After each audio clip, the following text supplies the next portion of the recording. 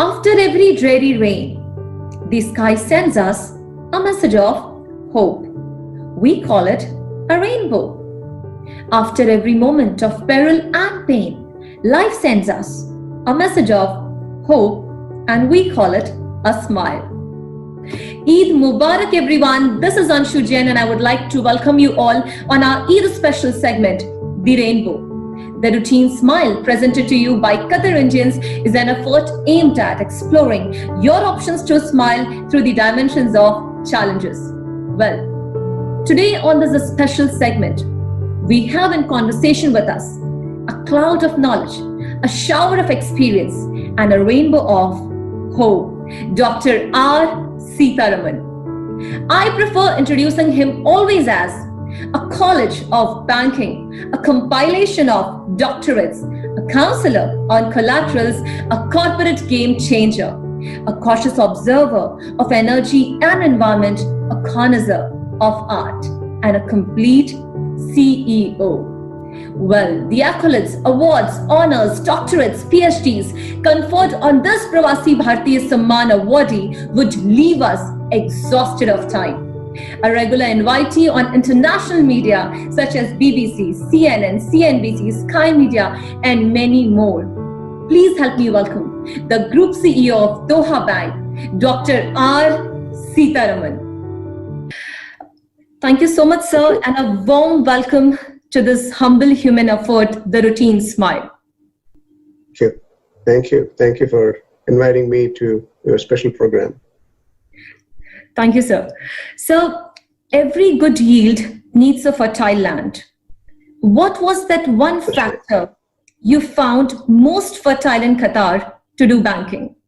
Well, Qatar's governance and the considered vision to get their priorities right. See, it's not only the economic governance, the human governance, social governance, environmental governance are all converging. And that's a place where you will have long-term commitments. Say, financial institution itself is not a short-term governed, value-centric principles. It is a long-term committed mission. If a country has got greater substance in terms of all the pillars, economic, social, environmental, and also the overall philosophy in terms of transparency and commitment, then it makes sense for professionals like me to align and come to terms. That's what I did after working for 18 years in Oman. True, sir. I felt this is a country where a long-term sustainability is there.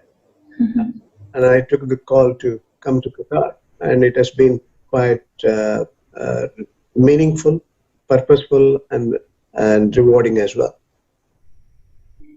Yes, sir. So we all know that banking is one such sector which is the most important when we talk about any dimension. Yeah. To what extent are the employees in banking sector an integral matter that really matters, and which segment of them are the most affected in this current scenario? Ground level, management, or the mid-level?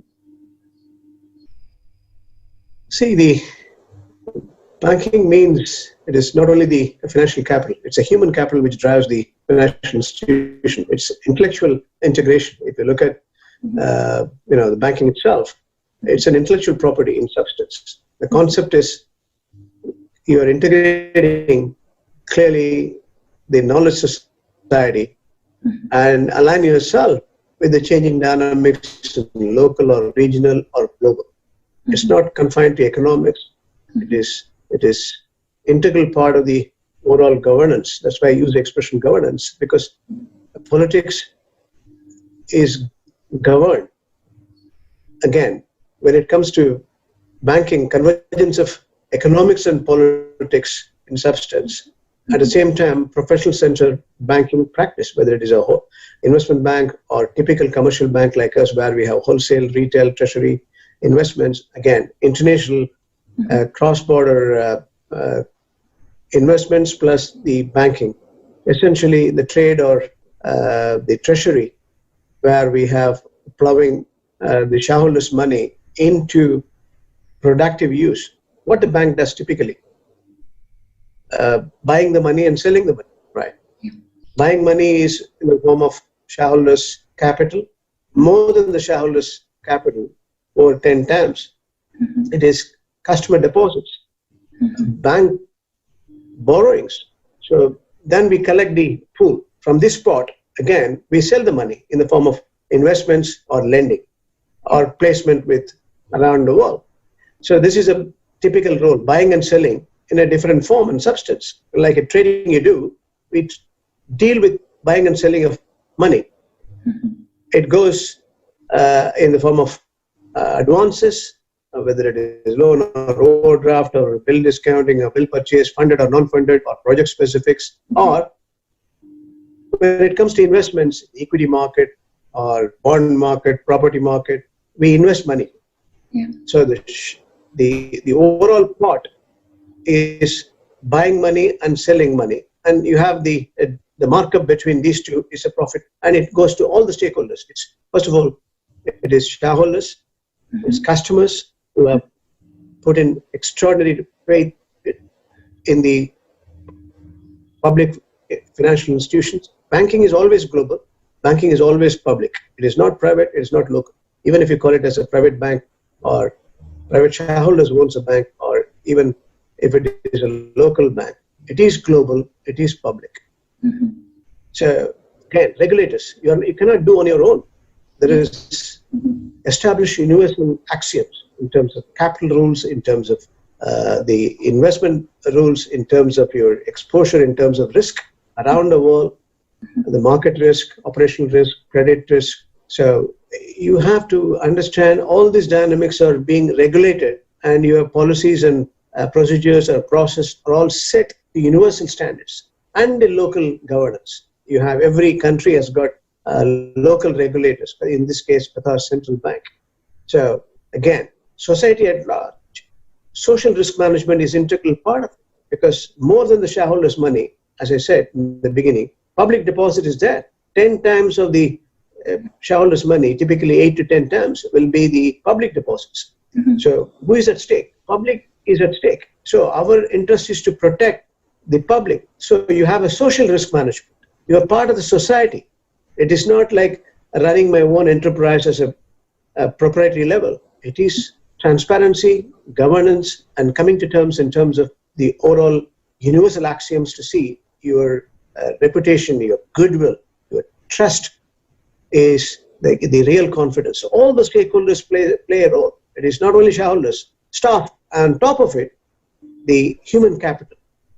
Typical example of my institution, if you look at it, I have, global functional experts are coming from different parts of the world, and they have experienced in different, countries with the functional discipline, whether he's a wholesale banker or a technology experts or a card expert or a treasury experts or a trade expert or a financial experts. They're all coming together from around the world in a typical open market like Qatar. So human capital plays a bigger role in terms of substance, and that drives the considered vision as well as the execution to professional respects.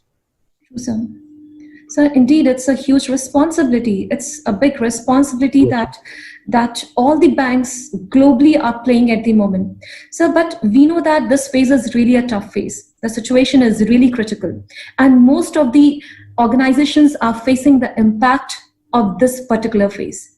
So what are the components you have considered as an employer to protect your employees in these tough times? Well, it's as I said, importance of human capital cannot be overemphasized, but human, capital plays a commitment to the overall sustenance of the institution. So we have to make sure that their safety is our safety. So social distancing norms and maintaining the cleansing and hygiene factor, ensuring on-site, off-site, split, ensuring disaster recovery management, making sure we have remedial management in case if there are casualties or if there is, reasons to believe some of the staff needs private health attention. So all these are integral part of the overall combination. At the same time, the business is as usual. So conceptually, you have to start with disaster recovery management because it came all of a sudden like a tsunami. World over, it was infecting. It is not. It has bycrossed all the territorial integrity, caste or creed or religion or rich or poor countries or advanced or emerging markets. It has crossed all the borders. So essentially, human capital plays a big role, and we have a right responsibility to make sure their safety is our safety. Now, for example, 80-20 rule we apply. I'm operating from home, and clearly it doesn't mean I'm compromising on my commitment. I mean that I have to stay off-site. And similarly, there are many staff, 80% of the staff are off-site. At the same time, customer service is happening. Online, real-time, whatever the business we are supposed to do, we have to do. We've studied the market, we listen to the regulators, execute the government directives, ensure that our business is as usual. At the same time, recovery, disaster recovery management, contingency management, and shutting down certain specific pockets if need be. If there are casualties, we have to look at. If there is a spread of one or two cases, we have to look at what initiatives we have to take, how to make sure sustainable technology comes in, digitization comes in, how to shift the customer service in different pockets to various digital channels, whether SMS banking, mobile banking, GPRS. All these things are very important. So essentially, it is a composite, commitment to our human capital as well as customers. True, sir. So it's a time wherein it's equally important to take care of the employees as well as the customers, because all of them are working at the moment. Their physical health, at the same time, their safety, it really matters a lot. So, however, when thunder strikes, the waves travels far. So what do you think that which other adjacent segments or sister segments, according to you, are most affected? And what is going to be the future for them that we can presume for them? Right. Anshu, the financial crisis came in 2008. That was confined to advanced economies. The emerging market or developing economies were under control. They were even having extraordinary performance. But this crisis is a great recession. After 1930 depression, this is an absolute impact in terms of global productivity, global trade, global investments, global banking, global finance. Now the world is going to contract nearly 3.9%. Even countries like India, hardly they can recover from the recession. So essentially, they are going to underperform, and there are indications they will be doing around 1 to 1.9%. But these are indicators. End of the day, the global contraction will have impact and downsizing the whole economies around the world. That's inevitable. It means which sector, every country, even a very strong, fundamentally, financial stability is there, good governance is there. Even these economies, because of the interconnectivity, interdependence in terms of global trade, global banking, global investments, will underperform. Like, for example, Qatar. Qatar also will go through nearly 4.5% contraction this year. And, the global downturn is around 3.9%. Global trade is impacted. Again, whether it is hospitality industry or whether it is, when it comes to trade, real estate, contracts, manufacturing, service industries are completely impaired, except Medicare, healthcare systems, food industries, big enterprises can hold the sustainability card. But they are also impacted because the cost of executing this, because distribution channels are paralyzed. The overall, if you look at the bigger picture, there's no exception to the framework. Every single part of the business is impacted, including banking. Yeah. So it is not business as usual. In economic terms, we call it as new normal. And that is the impact of the pandemic. And we don't know. There are speculations whether it is U-shape, V-shape, W-shape, or L-shape. Now, all sort of speculation is there. U-shape is a base case. V-shape is immediately it's going to recover. when it comes to W shape, or it'll end in summer, but it'll relapse in winter. My forecast is still we are reeling under the pressure of the 2008 crisis. I said this in many financial media, even as good as in the beginning of this year, that we are not out of the wood, out of the 2008 crisis, and we have only artificially fixed the liquidity to funding to solvency to sovereign. Now this crisis, COVID-19, is going to continue for 20 and 21 minimum. So essentially it's going to be an L-shaped recovery. It means we are talking about not less than 2 years. All these sectors will be impacted. That's why the governments are giving specific directives to improve the liquidity in the market space. They're giving directives to lend for disabled sectors. They want to support the liquidity by adding value, postponing. The banks are postponing the loan as well as the interest. They are concessional advantage in terms of customs duty. They are giving the value advantage for special guarantee program by for small and medium-sized entrepreneurs. So all sort of initiatives taken by the government around the world. There are two aspects to it. One is the fiscal side, another one is the monetary side. The fiscal side comes from the finance ministry. The monetary side comes from the regulators, central bankers. Both are working together to stimulate the economy. Every country does the same. Between 10 to 15% of their GDP, they are spending for recovery of the whole economy. So, is some sectors are impacted? The answer is yes and no.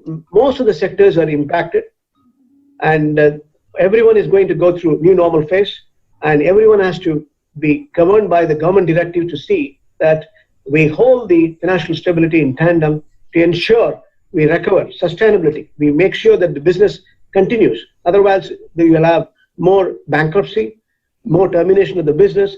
Sustainability is what we need to aim at, and business continuity is what we need to aim at. One is to manage the disaster, another one is to come back to normalcy for continuity. Both are happening simultaneously, and the government directives are the key to ensure we have liquidity and financial stability. True, sir. So indeed, it's a very crucial moment, the critical situation that we are in. But having said that, promises, faith, and hope, these are certain things which keeps us going. So promises are what sustains life on the planet. You have been the face of banking in Qatar. In view of the present pandemic, still, what is the future promise of banking? See, banking is an integral part of the society. See, banking will continue to have certainty in terms of continuity and sustainable value creation. So we have reasons to believe market dynamics changes, crisis comes and goes. And set standards in global terms is what we practice. So as far as the commitment to financial service is concerned, it is total. Banking system is age-old, and irrespective of the current crisis, the banks will recover, the economy will recover, the overall stability will come in.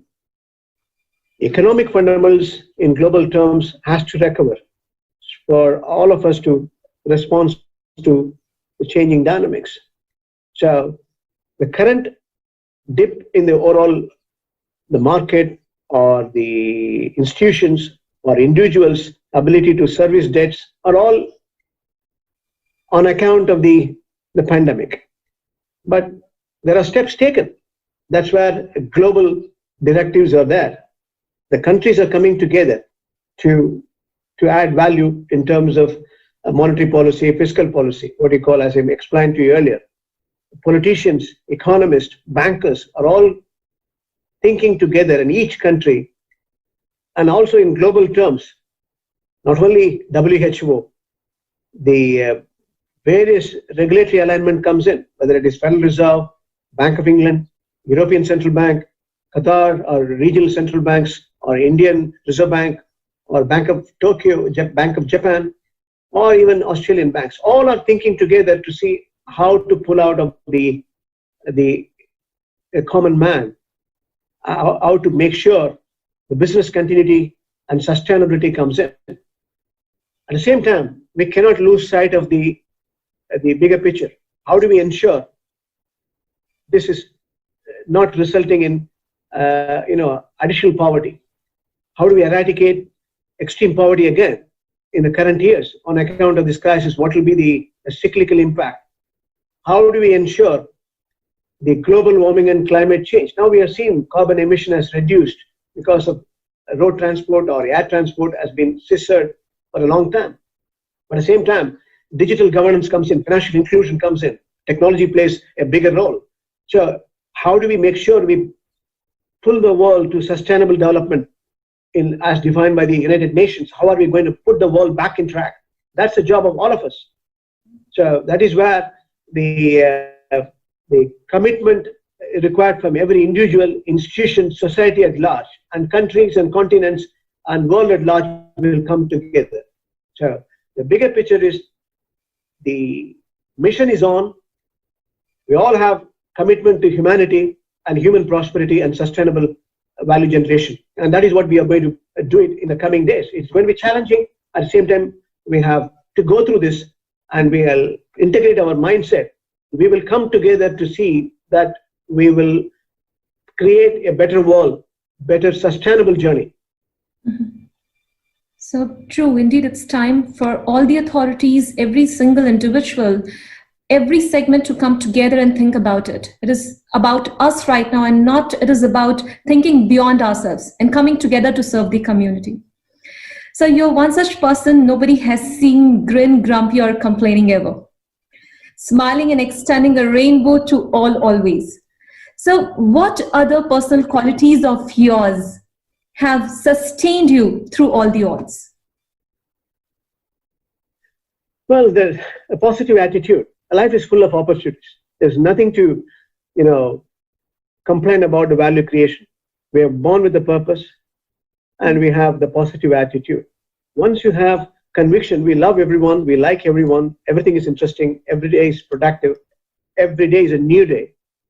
Embrace the change. This is one such phase.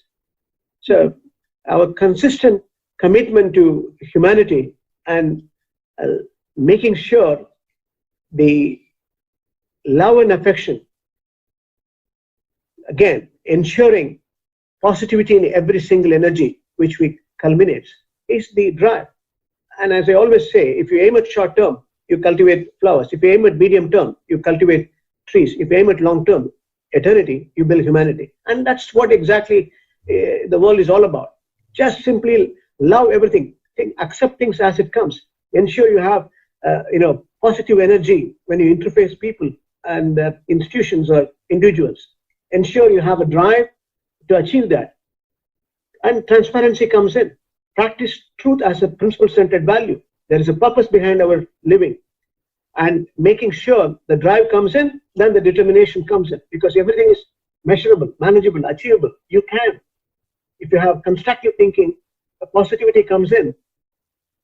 The value streams is automatically generating, extraordinary sense of mission and execution.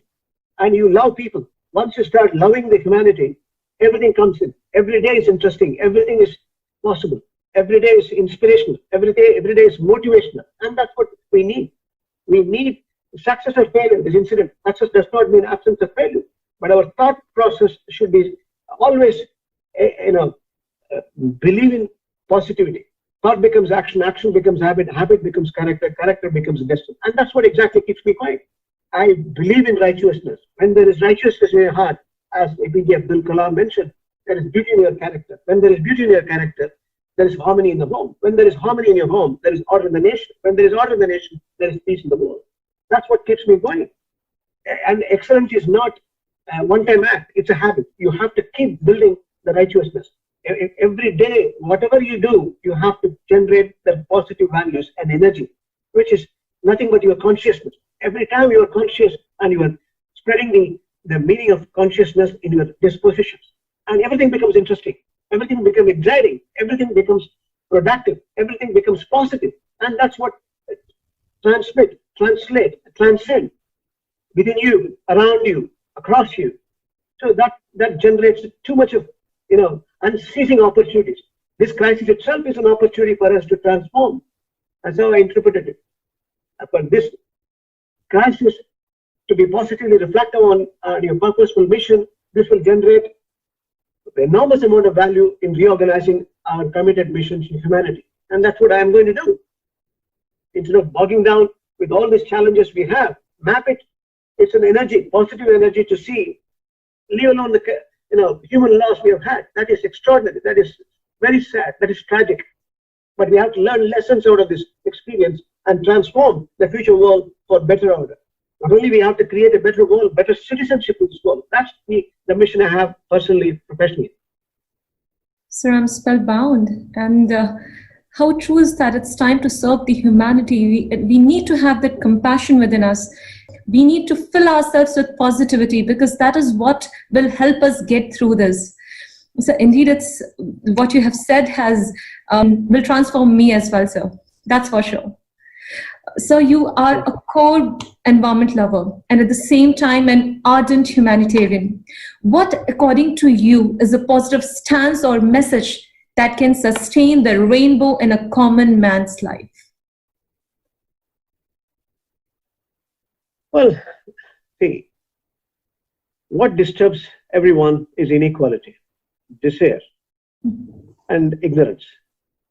If you think there is a purpose behind your value creation, again, I'm coming back to the same point, and your job is to simply radiate values to everyone, your ability to articulate solutions is always there. Problems become challenges, and commitment becomes society at large, and your value streams becomes more positive, and you will make it happen.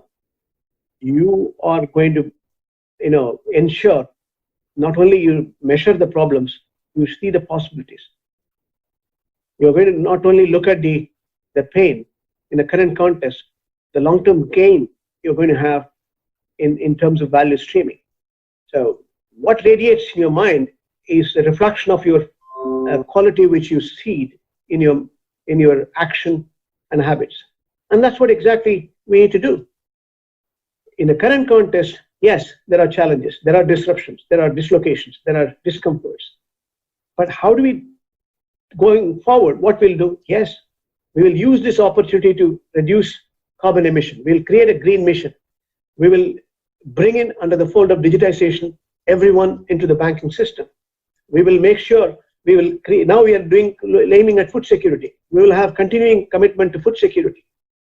We will also now, online, offline education systems comes in. Everything is possible in terms of a digital makeup. World becomes an integral part of a single unit.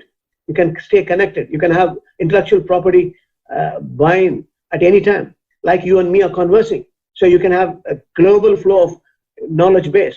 So keep doing it.